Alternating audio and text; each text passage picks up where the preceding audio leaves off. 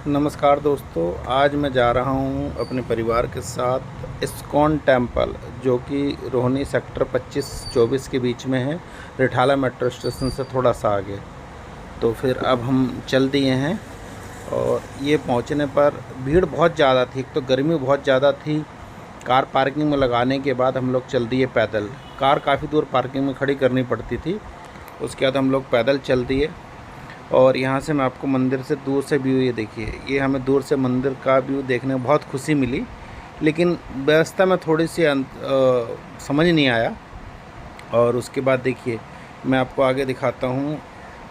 हाँ, ये मंदिर का पहला भाग है जहाँ से हम लोग ऊपर जा रहे हैं। और फ्रंट का भाग बहुत अच्छा बना हुआ है और अभी काम चल ही रहा है मंदिर में, ऐसा नहीं है काम पूरा हो गया है। और उसके बाद देखिए, मैं आपको मंदिर के अंदर लेके चलता हूँ। और अंदर जाने के बाद, आज एक्चुअली संडे था, तो संडे की ऐसे ना भीड़ बहुत ज़्यादा थी। भीड़ की वजह से गर्मी और ह्यूमिडिटी इतनी ज़्यादा थी कि बर्दाश्त से बाहर हो रहा था। तो और जितने भी लोग यहाँ आए थे, ज़्यादातर फ़ोटोग्राफ़ी या रील्स वगैरह बना रहे थे।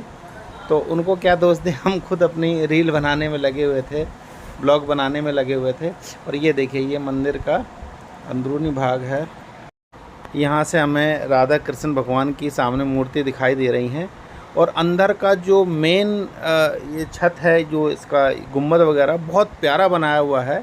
और यहाँ अगर आप थोड़ी भीड़ कम हो और तो बहुत अच्छा लगता है। और यहाँ जितने भी श्रद्धालु हैं और खुशी में नाच रहे हैं और गा रहे हैं। ये देखिए, ये छोटे छोटे बच्चे अपने राधा कृष्ण की भक्ति में मग्न हैं और इनको देख के बड़ा ही मन प्रफुल्लित हो रहा है। और ये सामने देखिए, जितने भी लोग हैं बड़े शांत स्वभाव से बैठे हुए हैं, राधा कृष्ण की भक्ति कर रहे हैं और यहाँ भजन वगैरह चल रहे हैं। और उसके बाद ये देखिए, मैं आपको दिखाता हूँ, सिक्योरिटी की अच्छी व्यवस्था थी, ऐसा नहीं था। और ये सामने देखिए, मूर्तियाँ वगैरह भी अच्छी बनी हुई हैं। उसके बाद हम लोग ये बाहर आए और बाहर आने के, ये देखिए लाइन से मैं आपको मूर्तियाँ दिखाता हूँ। मूर्तियाँ दिखाने के बाद मैं आपको दिखाता हूँ, बड़ा अच्छा। और ये बबीता जी भी मेरे पीछे ब्लॉग बनाने में लगी हुई हैं। मैंने उनको मना किया कि हम दोनों में से एक ब्लॉग बनाए तो ज़्यादा अच्छा रहेगा।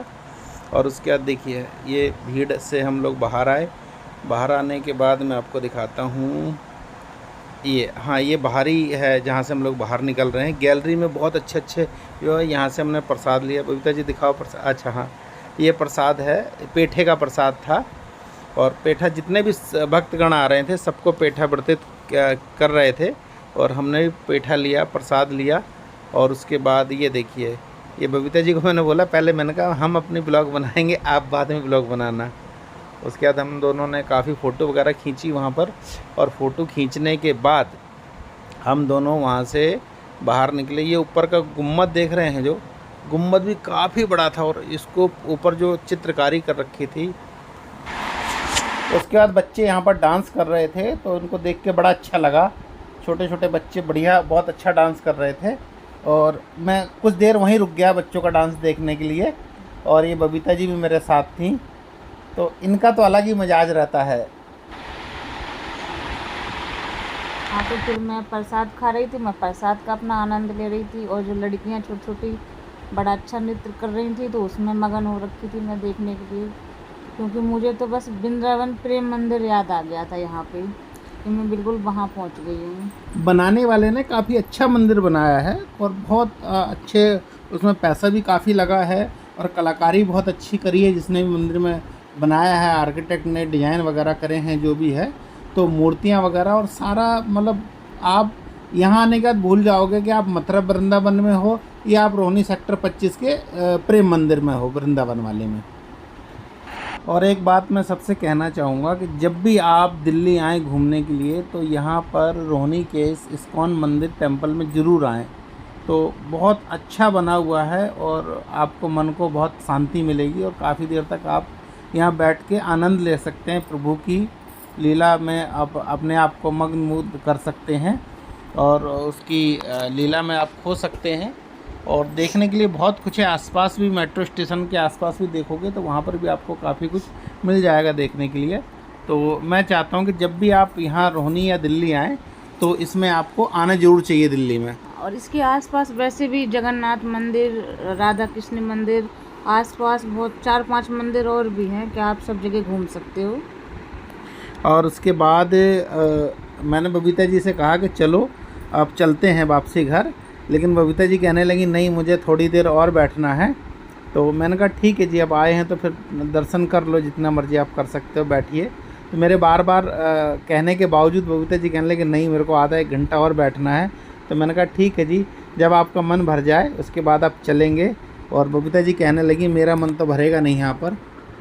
तो फिर देखते हैं, अभी थोड़ी देर में अपन चलते हैं, थोड़ी देर में निकलते हैं यहाँ से, क्योंकि आने का तो बिल्कुल मन ही नहीं कर रहा था। लग रहा था बस वहाँ पहुँचने के बाद सब टेंशनों से, और बस यहाँ थोड़ी अभी काम भी चल रहा है यहाँ, और अच्छा मतलब हो रहा है इसमें सारा काम।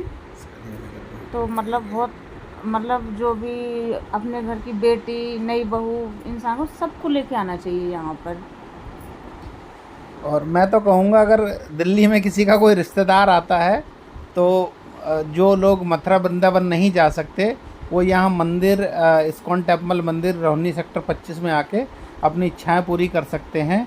और लगभग मैंने तो खैर वो भी गया नहीं मथुरा वृंदावन कभी, लेकिन मेरे मन में यह है कि सेम ऐसा ही होगा या इससे और अच्छा भी हो सकता है।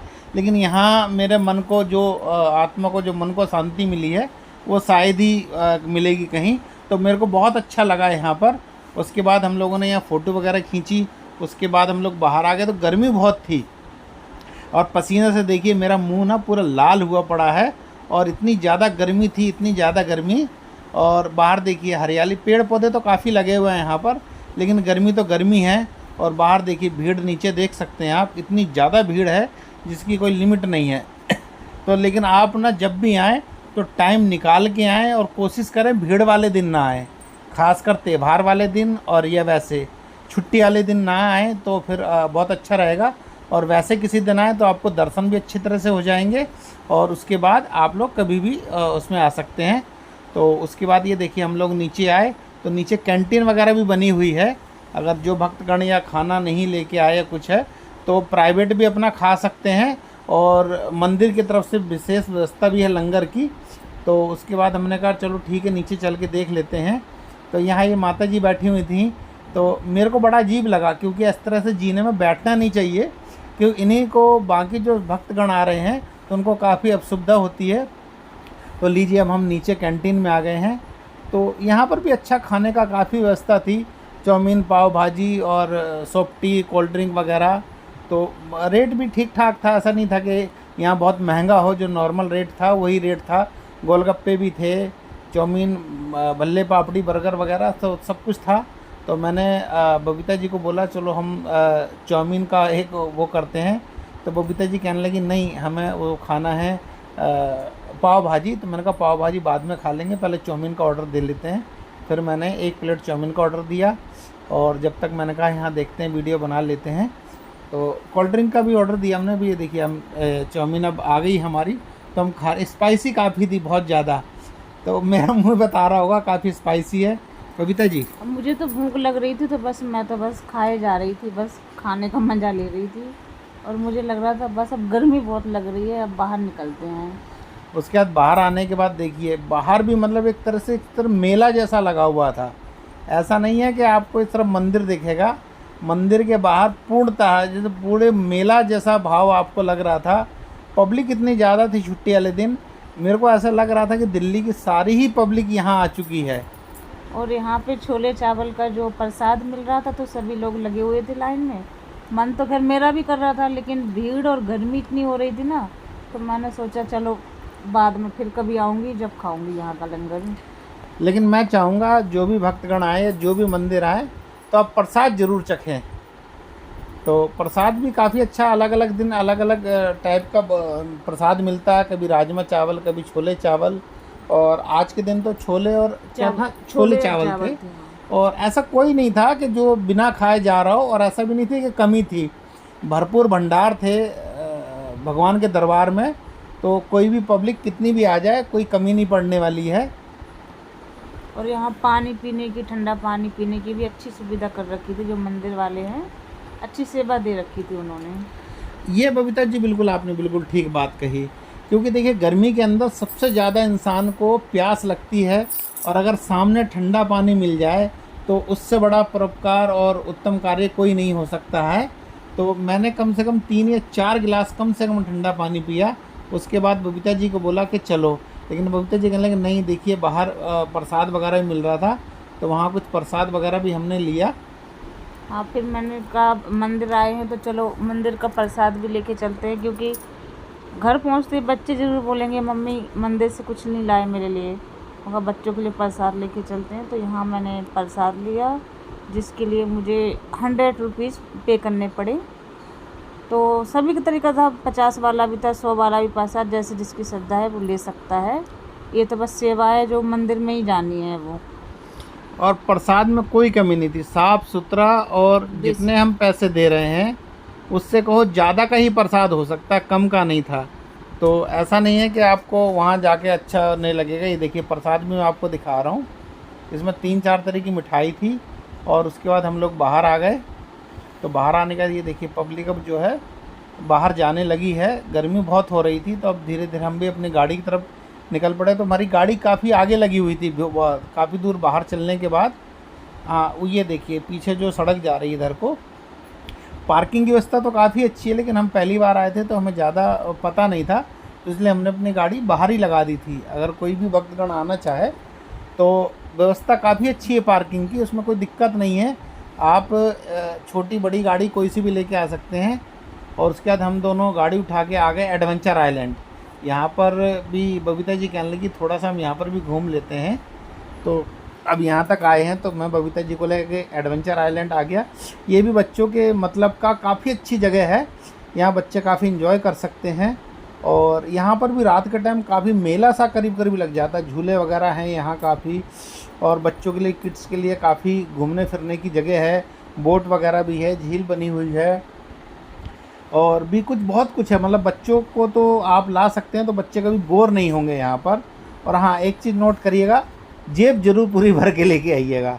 और यहाँ देखिए कपड़े भी मिल रहे थे, मैंने बबीता जी को बोला कपड़े ले लो, तो बबीता जी को देखने लगे कपड़े। हाँ, पर मुझे कपड़े कुछ समझ में ही नहीं आ रहे मैं क्या लूँ, फिर मैंने छोड़ दिए। फिर उसके बाद मैंने बबीता जी को बोला ये जो कार जा रही है इसमें आप बैठ जाइए, तो बबीता जी कहने लगी मैं कोई बच्ची थोड़ी ना हूँ। मैंने कहा नहीं, मुझे शर्म आ रही थी, मैं कहा नहीं मुझे नहीं बैठना। ऐसा नहीं कि मेरी उम्र के लोग बैठ रहे थे, एंजॉय कर